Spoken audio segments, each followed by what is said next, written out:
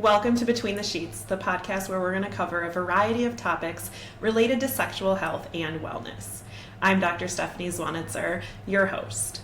I'm a nurse practitioner and have been in practice since 2017. I have my Doctor of Nursing Practice degree, and I specialize in urology and sexual health.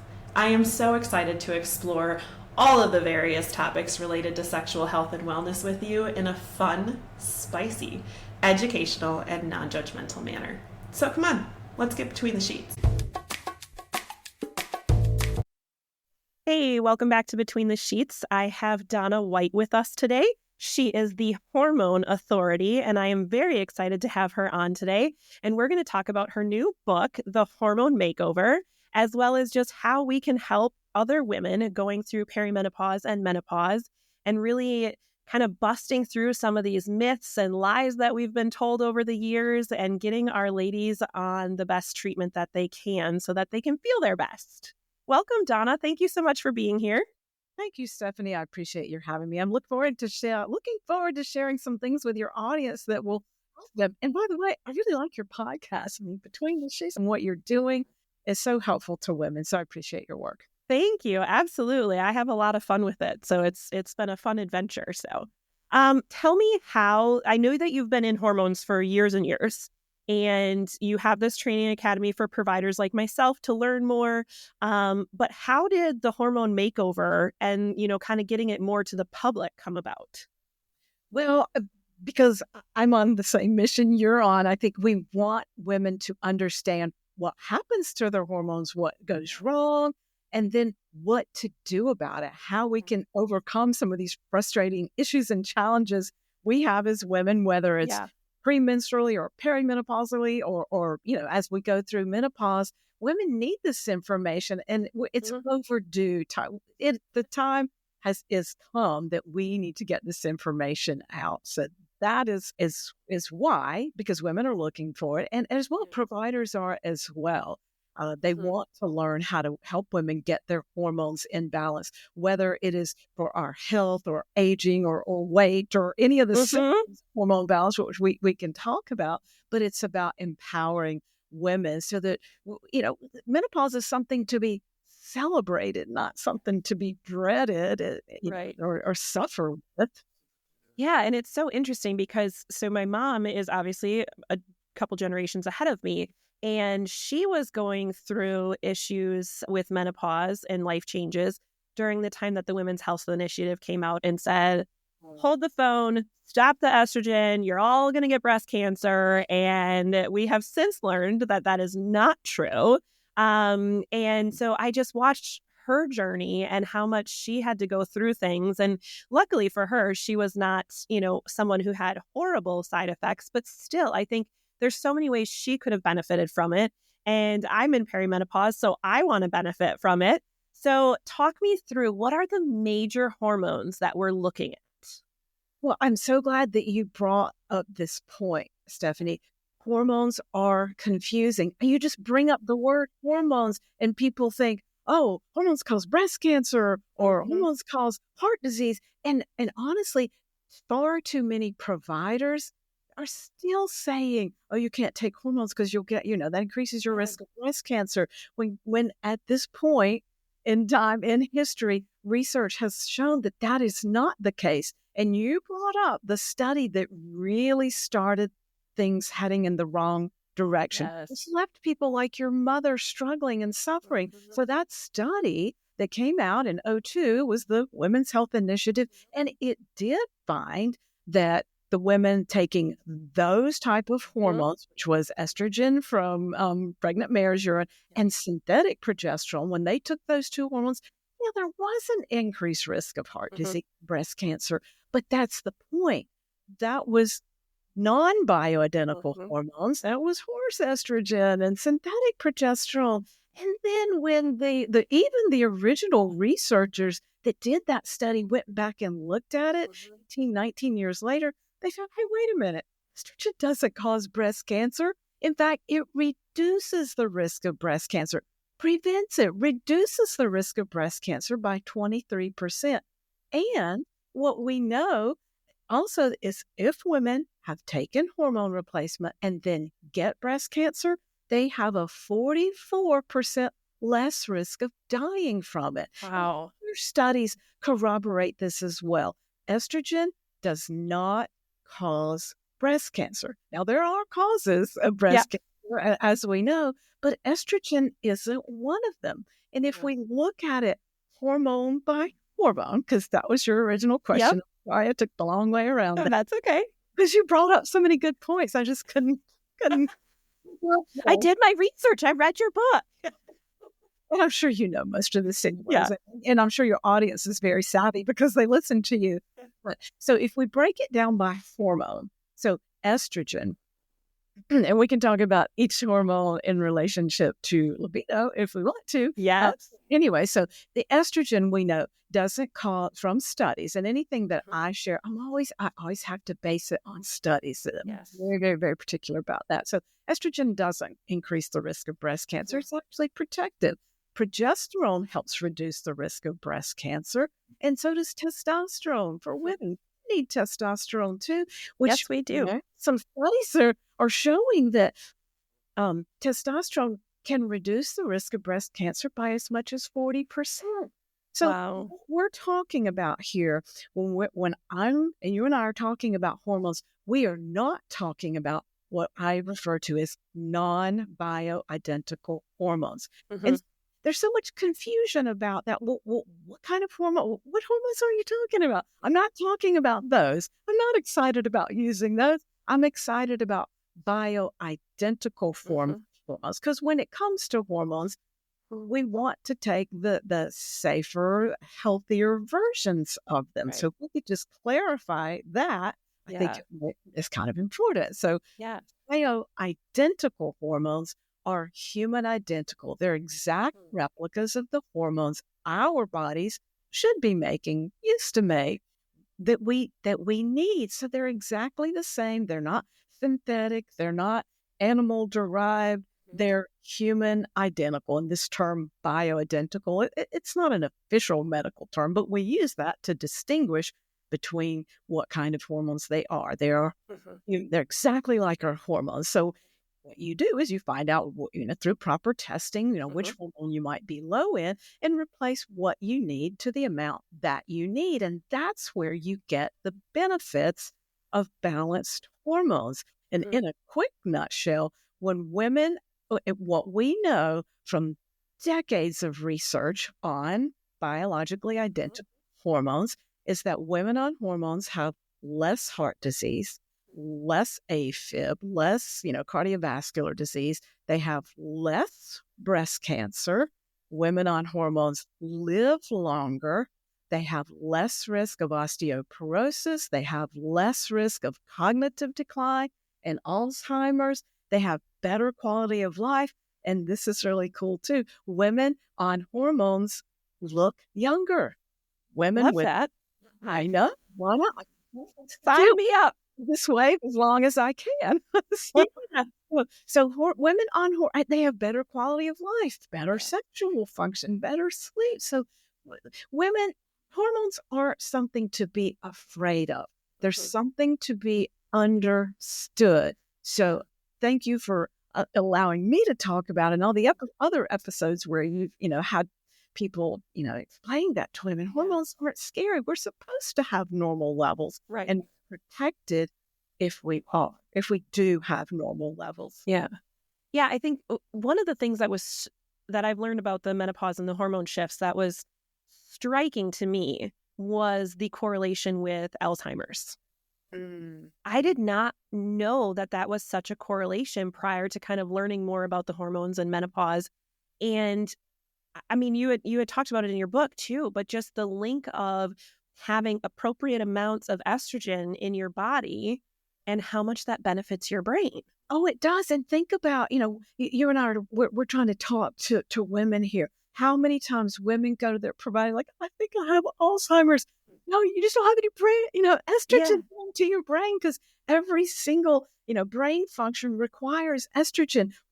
Here's some examples like verbal recall for our brain to take in information, store it, but retrieve it on demand, person's name. What's that person's name? Or you go to the pantry like, Yeah. That's what we need estrogen for. So yes, for normal function, but also yes, for preventing cognitive decline. Our brain runs off of estrogen for thinking processes. Yeah. And even like progesterone, that's a calming hormone to our brains so that we're not all irritable and stressed out. Right. Yeah, I think that was so interesting to learn because, when we talk about the reproductive hormones, we just think about what they do for us for making babies, having our period, those kinds of things. But we don't just think about the holistic aspect of these hormones and all of the body systems that they're involved in. Yes, they named them wrong. They're not just for reproduction. Our brain hormones protect our brains, our bone, our vision, our gums, our skin, our voice. I mean, so much. They're not just for making babies. Yeah. So I love in your book that you have these 7 questions that you can kind of work through to see, are your hormones balanced, not balanced? And obviously I don't want to take away from the book because everybody can go buy that. But kind of some major highlights here for our listeners as to, hey, if you've got a couple of these things going on, you are probably imbalanced. What are your top ones? Yes, thank you for bringing that up because there's 7 quick questions we can ask through real quick. And I'm glad that you brought it up because women don't always realize that their hormones might be out of balance. Oh, I just don't, I'm not eating right, or I should be exercising or whatever. They don't connect some of these symptoms to hormone imbalance. So let's run through those. And the first one is fatigue, whether it's tired all day long or just afternoon fatigue or tired early in the evening. Like, I just can't wait to get the dinner cooked and the kids in the bed because I just want to go to sleep. That low-grade fatigue can be associated with hormone imbalance, as can poor sleep, whether it's not being able to get to sleep. Like you're so tired, put your head on the pillow, and then you're thinking about what you could have done, what you should have done, what you still had to do. Your brain starts going. Or for some women, they get to sleep just fine, but they wake up at 3 o'clock, 4 o'clock, 5 o'clock. They can't get back to sleep. So that's fatigue issues, sleep issues, cognitive function, whether, how's your brain working? Can you remember people's names? Can you remember, all the things that you're trying to retain in your brain? So foggy thinking is a symptom. So is weight gain. Especially when, it's like somebody changes the margins, you're doing everything you used to do. Or, maybe in the past you could drop 2 or 3 pounds just by, eating less. Not so much if your hormones are out of balance. So it's, if you're eating right and doing all the right things, but not being able to maintain your waistline, not being able to lose like you should when you're doing things right. Rapid wrinkles is another sign of hormone decline. Mood issues, whether it's just feeling weepy, crying at commercials, just like, what's wrong with me? I just feel sad today, but everything is, pretty decent. So mood issues, whether it's, feeling weepy or whether it's irritability, anxiety, mood swings, that sort of things that we women deal with. So there's mood issues.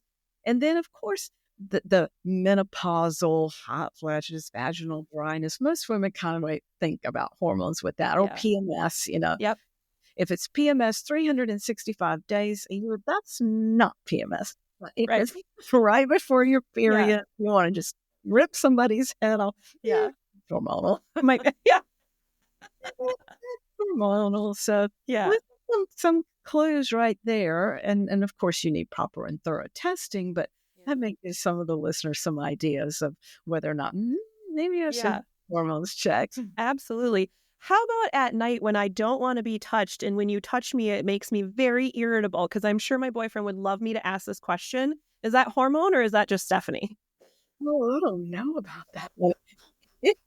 It's like, especially just thinking through here, if a woman's progesterone is low, it's like people just get on her last nerve. It's got, this estrogen progesterone imbalance. You just want to jump out of your skin and just don't touch me. Just leave me alone. Maybe.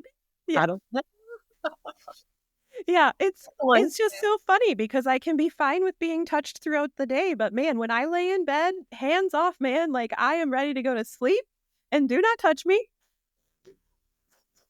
Been warned. Yep.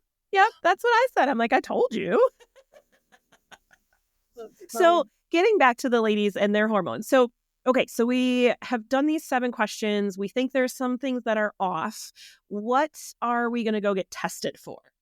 Well, testing is important. And so it's also important to find a provider that understands hormones and hormone testing, because it's so sad, Stephanie, that this isn't taught. Hormone balance is not taught in med school. No. And so with the 75 million women in the United States, they're in menopause. 75% of those women go get treatment and don't get help. So if your provider or your gynecologist or your family practice doesn't seem to be on board, it's not their fault.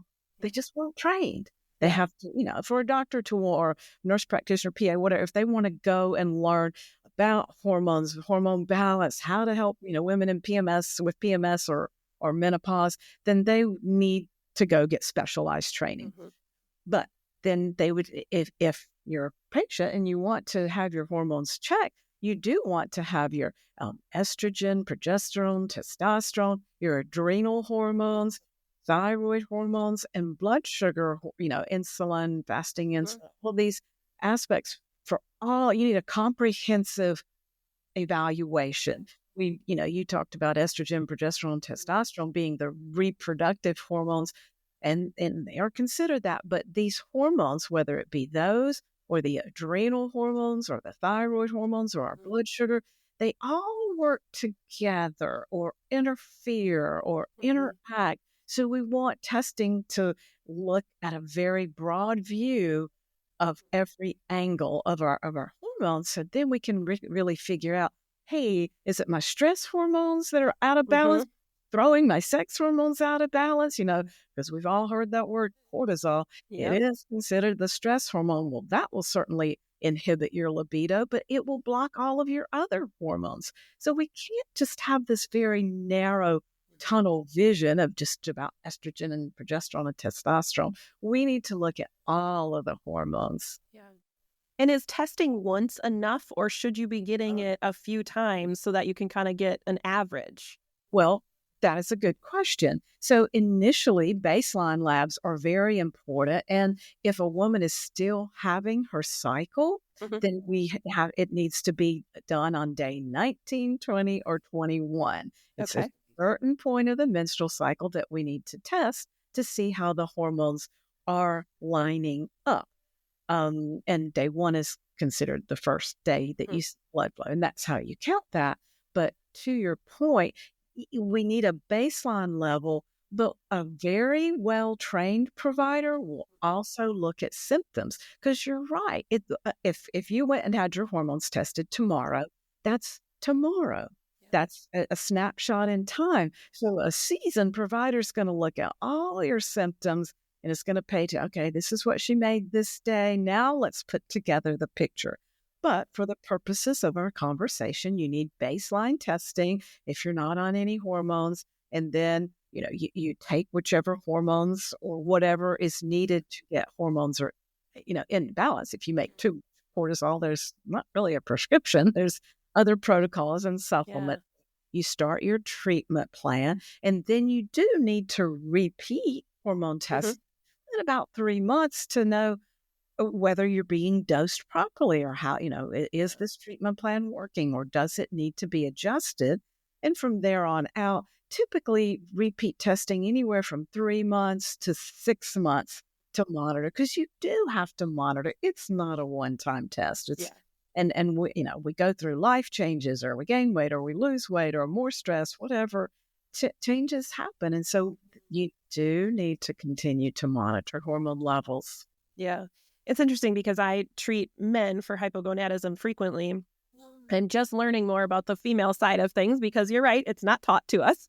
But in urology, I certainly treat a lot of my guys for hypogonadism. And so, I'm very familiar with monitoring their testosterone and how often I make changes and things like that. And I do it based on the number, but also the symptoms. Because some of our guys, even though 300 is still considered normal, they are not functional at 300, and they need to be closer to 600 or 700 to feel good, right? Yeah. So is that kind of what you're saying about the women then too? Yes. And normal isn't necessarily optimal.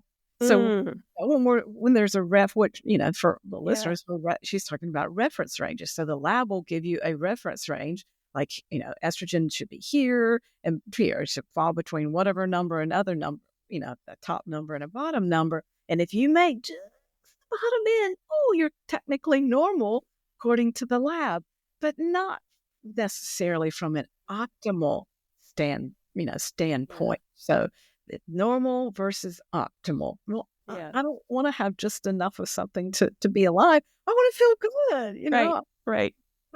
Yeah, no, that's such a great point. I love that.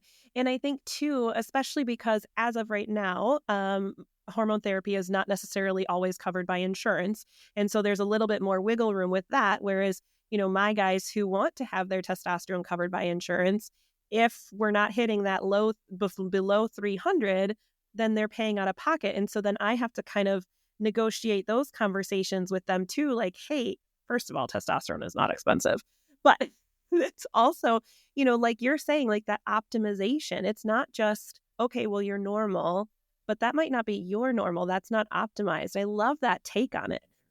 You're right, and I love how you personalize your approach with your patients. And so it's the same for female. Maybe it's thyroid that we're Yeah. talking about, and that's very important to do all the right tests and interpret it from a more progressive standpoint, looking at symptoms. Because Mm-hmm. if you don't have symptoms, okay, then what are we here for? But Right. if the patient has symptoms, Mm-hmm. and that we need to work on finding the root cause of those symptoms. And so I appreciate how you treat those male patients because, yes, they're going to be symptomatic at 500 or Yeah. less.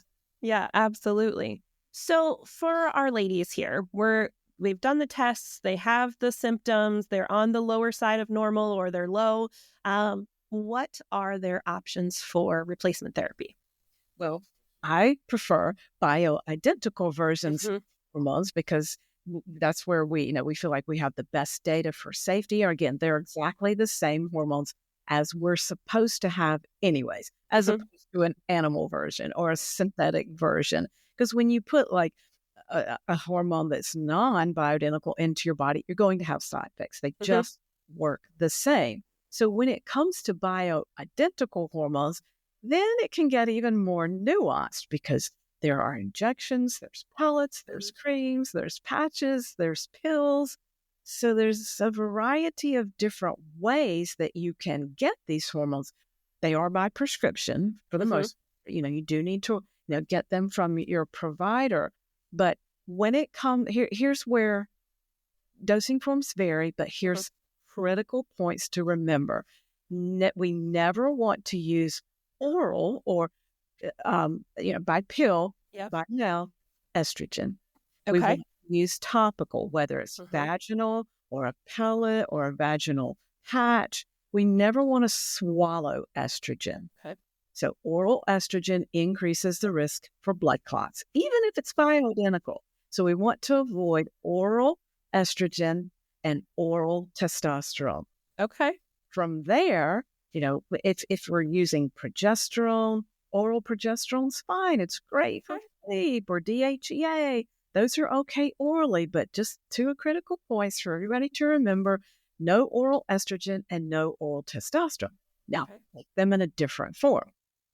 Okay. Vaginal, topical cream, pellet, patch. We're okay with those. And those Okay. we know are effective and safe. Yeah. Yeah. I'm very comfortable with vaginal estrogen. My ladies who come in with recurrent UTIs, genitourinary syndrome of menopause, those kinds of things, I throw in them at the vaginal estrogen because it's just, like you've said already, it is so safe. It is efficacious. It is just, I mean, it's life changing for some of these ladies who have frequency, urgency, UTIs monthly, pain with sex, vaginal dryness. It's helping all of those things in such a simple cream or pill that you insert in the vagina. And what we have learned now that this is, in the past few years, I've been in this field for like 30 years, and it's been so wonderful to see all the different progression and changes. But you're exactly right. Vaginal delivery of hormones, whether it's a cream that you just rub on or apply labially, is mucosal delivery. It's different from rubbing a cream on your skin, but mucosal delivery is highly absorbable. So these hormones delivered vaginally are safe. They're very absorbable. And you brought up something, if you don't mind me adding one more thing. Vaginal estrogen is fabulous for vaginal dryness inside the vagina and for, yes, exactly, preventing urinary tract recurrent UTIs. But if there's vaginal dryness around the outer area, that could be low testosterone. So they work on different areas. And if we're talking about using a testosterone cream, that's wonderful, used labially or vaginally, but also on the clitoris, like an hour before sex for extra fun, because there's a lot of testosterone receptors around the clitoris. So I love that tip. Yeah. Now, do you have your ladies get like compounded creams where they have a little estrogen, progesterone, testosterone kind of all mixed together, or do you prefer them to take their hormones separately? It is fine either way. Initially, when providers work with their patients on getting them on the right doses of hormones, they might want to separate them, because initially you start a patient on hormones and then you might have to raise one, lower one, might have to make some adjustments. But once you get the levels where they're ideal, the labs look pretty good, the patient is happy and they're feeling better, then certainly you can combine hormones and get them from a compounded pharmacist, which is where some of the bioidenticals come from. And some bioidentical hormones, like patches and like your testosterone injections, do come from conventional pharmacists. But compounded hormones are a great and more affordable way than sometimes conventional hormones. So it can be certainly a benefit to use compounded hormones. Yeah, sure. I can think of, like, if you're doing an injection for your testosterone, some cream for your estrogen, a pill of progesterone. If you could get them once you are balanced, like you're saying, once you kind of know your mojo and your doses, then if we can get that all combined into one, man, that would be so nice. It can be definitely much more convenient. Yeah, for sure. So how do our patients find a provider that is well versed in bioidentical hormones? That's tricky. It is. Admittedly, there just aren't enough, which is part of the reason why I do the work that I do. But it's so interesting, Stephanie, that more and more and more conventional providers really are interested in bioidentical hormones and learning how to help their patients. So it's really wonderful to see that. We have more and more gynecologists calling, saying, really want to learn how to do these bioidentical hormones. So to find a provider.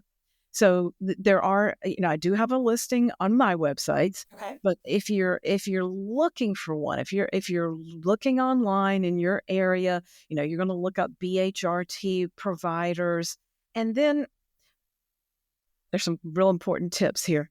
Looking at their website, picking up the phone, calling them, ask them some important questions. How long have they been doing hormones? Do they look at, do they test all of the hormones? Do they also look at the adrenal hormones and thyroid hormones? And make sure that they do all of the different dosing forms. Remember, again, dosing forms are creams or patches or pills or pellets, a variety of things. Because here's why I bring that up.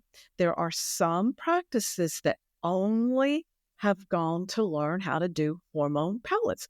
I love hormone pellets, but not everybody wants a pellet and not everybody's a candidate. So if you're calling someone in your area to find, to get proper testing and proper hormone balance, if they only do pellets, then they've not had enough training to get your hormones back in balance. Yeah, Okay? absolutely. So you're going to ask them, how long have they been doing hormones? Do they test all of the hormones? And do they do all of the different dosing forms?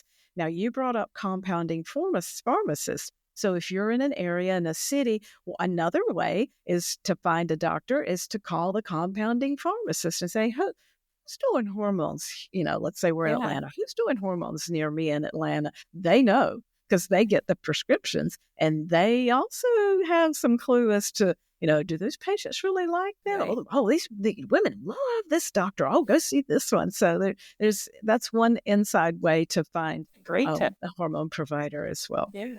Yeah, no, that's a great tip. I would not have thought to call the pharmacist. So that's a great There you go. idea. Yeah. Oh, for They sure. hear the good, bad, and the ugly about Yeah. Yeah. control. Absolutely. That makes me a little nervous to talk to my pharmacist. There you go. That's great. So once they get on hormone replacement therapy, bioidentical is what we're going for. They are going to get tested. Is it ongoing every 3 to 6 months, or are there manipulations once you kind of figure out where you're at? Well, once someone's in balance, and once you reach menopause, like I haven't had a cycle in 10 years. I'm 62, so I'm not going to have the monthly fluctuations as a woman in perimenopause does, and so Okay. you might need to be tested every 3 to 6 months. But normally, once hormones get into balance at any age, things are going to stay reasonably the same. However, if you go through stressful periods, or if you lose a lot of weight or gain a lot of weight, or something changes, pain affects stress hormones. If there's significant changes, there will need to be testing. But generally speaking, you do need to be tested at least twice a year. Okay. Yeah. That would make sense to me too. And then anytime that you do manipulate those, when you get them, on the right dose, you just periodically probably monitor them a couple times a year. Yeah, absolutely. And then if we do have to make changes, I'll do it a couple of times back to back. And then once they're stable again, kind of back off to twice a year. So that makes a lot of sense. Yeah. Yeah. So, okay. In your book, you talk about the 4-part plan. So one part of that is the hormones and getting them balanced. And then you also talk about reducing high levels. So as there's a few hormones that we can make too much of, and that is cortisol, the stress hormone. And some women make too much testosterone. These are women that might have acne or facial hair or PCOS, polycystic ovarian syndrome. They make too much testosterone. And then sometimes women make too much estrogen, and they don't have enough progesterone to balance it out. So it's not, to your point, it's not always about low hormone levels. Sometimes the balance can be the other way around, and we make too much. And that's where testing will define it for you. And that's where knowledge about, okay, what do we do about high levels? That's where good training comes into play there. Okay. All right. And then your next thing that you talk about are supplements. So it's not just about getting on the right hormones, but there's also some supplements that can help us.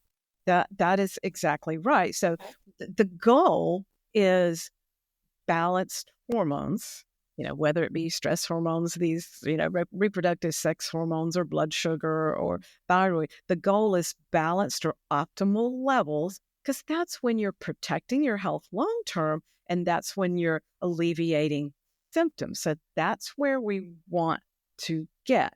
So, and that, like we've been discussing here, is not necessarily only about taking hormones. It could be about reducing high levels of hormones.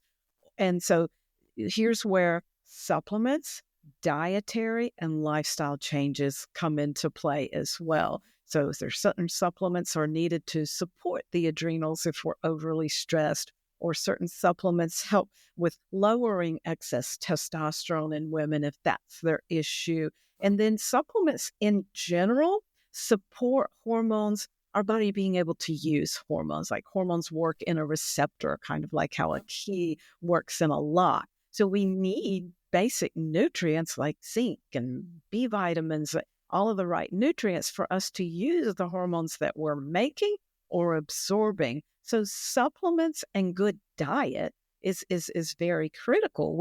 And lifestyle changes. So I've heard somebody say you can't out supplement a poor diet. Well, darn it, that's true. I'll take all the supplements in the world, but also we can't eat junk and then take a hormone and take a multiple vitamin, and no, we have to do the other things as well. Yeah. So with lifestyle, being exercising is really important. And there's specific things for women in menopause that are recommended more so than maybe other times of your life. I think one of the ones that I was reading about is how much strength training is important.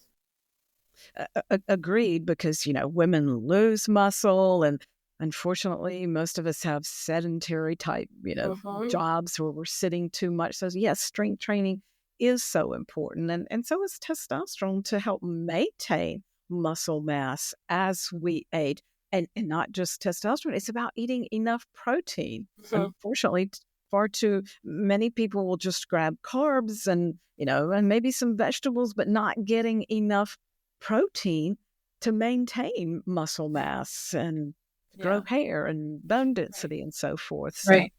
Yeah, I we need always to think of do the bone all the density too. things. Exactly. Yeah. And bone density, I mean, I feel like as a society have kind of gotten away from the got milk posters that were there for so long and, and the promotion of good bone health.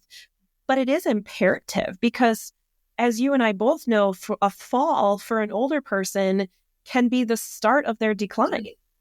Absolutely. So I think, I love that you're kind of getting this holistic approach in your 4-step program because it's not just about the hormones. It's not just about the balance. It's holistic. You have to have the diet, the lifestyle, and the hormones balanced if you want the best outcomes. You do. And it sounds like, Stephanie, it sounds like a lot. I'm hearing us talk about it. It sounds like a lot. But small changes do make a difference. And if you're working with a good provider like you, and they're helping guide you through, and simplify it and make it practical, it's not as overwhelming as it might sound. And I love the way that you've written your book is not overwhelming at all. I think you have practical tips in there. It is written very easy to read.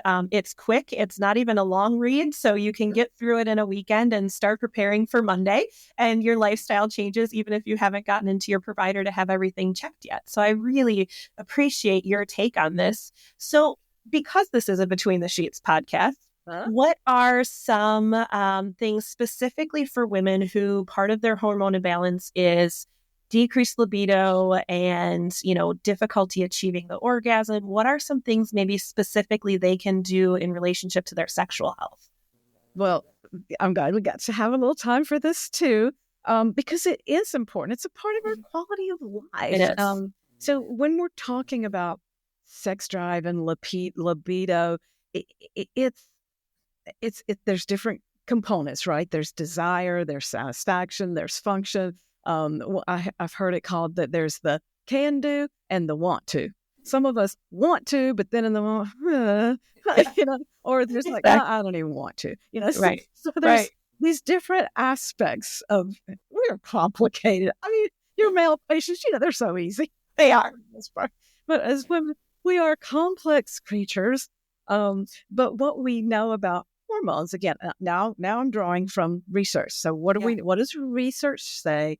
Unfortunately, there's not a lot of research that has been done for us on our libido and sexual function, but there is some. And there is supporting research on testosterone in women with libido as far as helping with sexual satisfaction, desire, frequency, arousal, and orgasm. So that's what I snuck in earlier. There's a lot of hormone receptors around the nipples and the clitoris. But if our testosterone is low, any stimulation, we just don't really feel it. We just feel kind of numb there. So testosterone is important to help women, but it's not the be all end all. I wish there was some magic pill. There's not a magic pill because we have these things in here called emotions. Right. Emotions in there. But we do know from research, testosterone is important and it is very helpful, as is estrogen. Estrogen helps us feel sexy and helps us, also have some desire, but also helps with that, with the vaginal tissue, with elasticity and lubrication. I mean, who wants to have sex if it hurts? And, if we have vaginal dryness. So if you have vaginal dryness, that's a telltale sign that we can help you. Something can help you. And it's like Stephanie says, it's vaginal hormones that can help so much with vaginal dryness, whether it's, any of these hormones can be used vaginally. Estrogen, progesterone, DHEA, testosterone, all can help with saturating that tissue and getting rid of vaginal dryness. So that is something to think about. So progesterone can help with sexual function as well. So can DHEA. But let's circle back to testosterone for a second. I want to talk about something. Yeah. As I said, it's not the be all end all. Go get some testosterone cream and you will chase your husband around the room. Not so easy. It definitely helps. It helps us think about sex more and experience pleasure. But for women on SSRIs, that blocks sex drive. So antidepressants. I'm not saying stop taking it, because you're having marital problems and you want to save your marriage. Don't just drop your SSRI. Get help with that. But we think about things that block our libido. Antidepressants do. And so can oral birth control. This isn't talked about enough. Oral birth control lowers testosterone. Okay, that's a given. We know that clearly because that's how it works. So women on the pill have reduced testosterone levels. Women on the pill have increased depression. Well, that doesn't help sex drive. And women on the pill can shrink the size of the clitoris. What are these young women supposed to do? No wonder they're struggling. They don't have any testosterone. Their clitoris is smaller and they're depressed. Yeah. That is sad. So, so we have the hormones which can help with vaginal dryness, with lubrication, with function, with hypoactive desire disorder, with anorgasmy. So the hormones can help with that, but so can certain supplements as well. Because we're not going to go take a hormone just to fix our libido. We're going to take a hormone because the hormone is low. Okay. So we're going to be doing them properly and doing them as they should be. But there's certain herbs that can help too, like nitric oxide boosters.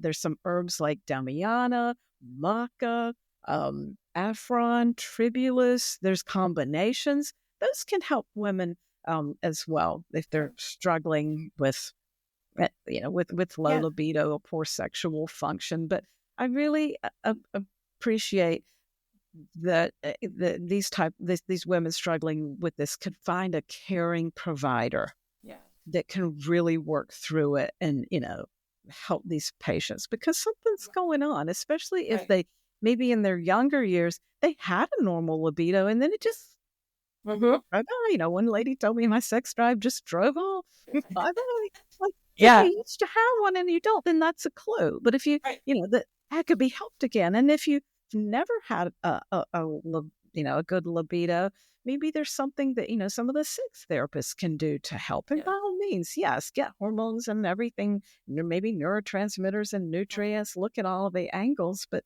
I just hope that women would feel that they don't have to continue to struggle, that there is help and there is hope. And that's why I appreciate your podcast.